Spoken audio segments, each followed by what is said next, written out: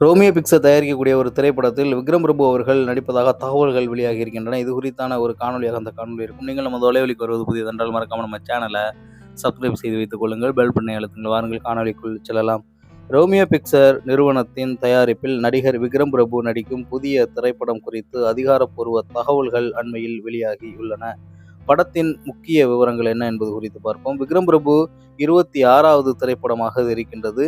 மேலும் இயக்குனர் இப்படத்தின் அறிமுக இயக்குனராக இருக்கின்றார். பெயர் சித்தார்த் என்று கூறுகின்றார்கள். தயாரிப்பாளர் ராகுல் அவர்களின் ரோமியோ பிக்சர் புரொடக்ஷன் நம்பர் 8 நிறுவனம் இப்படத்தை பிரம்மாண்டமாக தயாரிக்கிறது. இசையமைப்பாளர் இப்படத்தின் யுவன் சங்கர் ராஜா இசையமைக்கிறார். சத்ரியன் 2017 திரைப்படத்திற்கு பிறகு விக்ரம் பிரபு யுவன் கூட்டணியில் உருவாகும் 2வது படம் இதுவாகும். கதை மற்றும் poster update. First look poster. உருகி வழியும் தங்க கட்டியில் இரத்த கரையுடன் கூடிய கால் தடங்கள் இருப்பது போன்று ஒரு மிரட்டலான போஸ்டரை விக்ரம் பிரபு தனது எக்ஸ் தளத்தில் பதிந்து இருக்கின்றார். கதைக்களம். படம் குறித்து பேசிய விக்ரம் பிரபு, இயக்குனர் சித்தார்த் என்னிடம் கதையை கூறும்போது வெறுமனே காட்சிகளாக விவரிக்காமல் ஆடியோ ரெஃபரன்ஸ்களுடன் ஒரு ஆடியோ விசுவல் அனுபவமாக சுவாரஸ்யமாக கூறினார் என்று தெரிவித்துள்ளார்.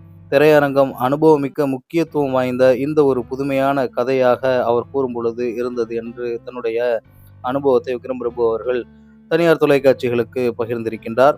அடுத்ததாக படப்பிடிப்பு. படத்தின் தொழில்நுட்ப கலைஞர்கள் மற்றும் பிற நடிகர்களின் தேர்வுகள் விறுவிறுப்பாக நடந்து வரும் நிலையில் இப்படத்தின் படப்பிடிப்பு இம்மாத இறுதியில் தொடங்கி ஒரே கட்டமாக நடத்தி முடிக்க படக்குழு திட்டமிட்டு இருக்கின்றது. மேலும் இந்த ரோமியோ பிக்சர் தயாரிப்பில் விக்ரம் பிரபு நடிக்கக்கூடிய இந்த புதிய திரைப்படம் படப்பிடிப்பு காலம் மற்றும் வெளியீடு குறித்து ஒரு செய்தியை பார்க்கலாம். படப்பிடிப்பு காலம். ஒரே கட்டமாக படப்பிடிப்பு. இப்படத்தின் ஒட்டுமொத்த படப்பிடிப்பையும் ஒரே கட்டமாக சிங்கிள் ஸ்கெடியூல் தொடர்ச்சியாக நடத்தி முடிக்க படக்குழு திட்டமிட்டு இருக்கின்றது. நாட்கள் விவரம். பொதுவாக இதுபோன்ற நடுத்தர பட்ஜெட் மற்றும் விறுவிறுப்பான கதைகளத்தை கொண்ட திரைப்படங்களின் படப்பிடிப்பு 30 முதல் 45 நாட்களுக்குள் நிறைவடையும் வண்ணம் திட்டமிடப்படும். இம்மாத இறுதியில் தொடங்கக்கூடிய படப்பிடிப்பு அடுத்த மாதத்திற்குள் முழுமையாக நிறைவடையும் என எதிர்பார்க்கலாம். படம் எப்போது வெளியாகும்? அதிகாரப்பூர்வ அறிவிப்பு. படத்தின் ரிலீஸ் தேதி குறித்து அதிகாரப்பூர்வ அறிவிப்பை படக்குழு இன்னும் வெளியிடவில்லை. ஏனெனில் படம் தற்பொழுது தொடக்க கட்டத்தில் உள்ளது.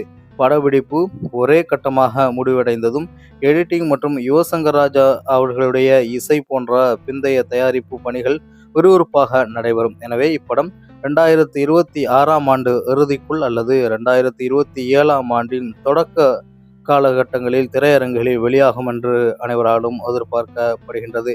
இப்படத்தின் அதிகாரப்பூர்வ தலைப்பு மற்றும் ஃபர்ஸ்ட் லுக் டீசர் வெளியாகும் போது துல்லியமான ரிலீஸ் தேதி நமக்கு தெரிய வரும் என்பதுதான் நிதர்சனமான உண்மை. விக்ரம் பிரபு அவர்களுடைய கேரக்டர் குறித்து சில செய்திகளை பார்க்கலாம். தங்க மார்க்கெட் பின்னணி. தென்னிந்தியாவின் மிகப்பெரிய மற்றும் மிகவும் மதிப்புமிக்க தங்க மார்க்கெட் ஏரியாவை மையமாக கொண்டு இந்த கதை நகர்கிறது. அங்கு நடக்கும் சட்டவிரோதமான சம்பவங்கள் அல்லது கடத்தல்களை சுற்றிய விக்ரம் பிரபுவின் கதாபாத்திரம் வடிவமைக்கப்பட்டிருக்கின்றது என்று நாம் எடுத்துக்கொள்ளலாம். விக்ரம் பிரபு தனது சமூக வலைதள பக்கத்தில் இப்படத்தை ஒரு பிளட்லி டால், அதாவது இரத்தக்கரை படிந்த கதை என்று குறிப்பிட்டுள்ளார். இதனால் இவர் இதுவரை நடித்த கேரக்டர்களை விட இதில் மிகவும் ஆக்ரோஷமாகவும் அதிரடியாகவும் நிறைந்து இருக்கும் என்று அனைவராலும் எதிர்பார்க்கப்படுகின்றது. அதே நேரத்தில் அறிமுக இயக்குனர் சித்தார்த் விக்ரம் பிரபுவின் கதாபாத்திரத்தை விறுவிறுப்பான சண்டை காட்சிகள் மற்றும் கமர்சியல் கூறுகள் நிறைந்ததாக உருவாக்குவார் என்று அனைவராலும் எதிர்பார்க்கப்படுகின்றது. டானாகாரன், சிராய் போன்ற படங்களில் அழுத்தமான போலீஸ் கதாபாத்திரங்களில் முத்திரை பதித்த விக்ரம் பிரபுவுக்கு இந்த தங்க மார்க்கெட்டிங் ஆக்ஷன் கேரக்டர் முற்றிலும் மாறுபட்ட ஒரு புதிய அனுபவத்தையே கொடுத்திருக்கும். நடிக்கும் போது என்றால் அது மிகையாகாது. நிச்சயமாக அந்த திரைப்படத்தை எதிர்பார்த்த ரசிகர்கள் ஒருவராக நானும் ஒருவனாக இருந்து வருகிறேன். நிச்சயமாக அந்த திரைப்படம் ட்ரீசர் அல்லது அடுத்த போஸ்டர் வெளியிடும் பொழுது இன்னொரு காணொலியில் உங்களை சந்திக்கிறேன். அது உங்கள் தமிழ் செய்திகள். நன்றி, வணக்கம்.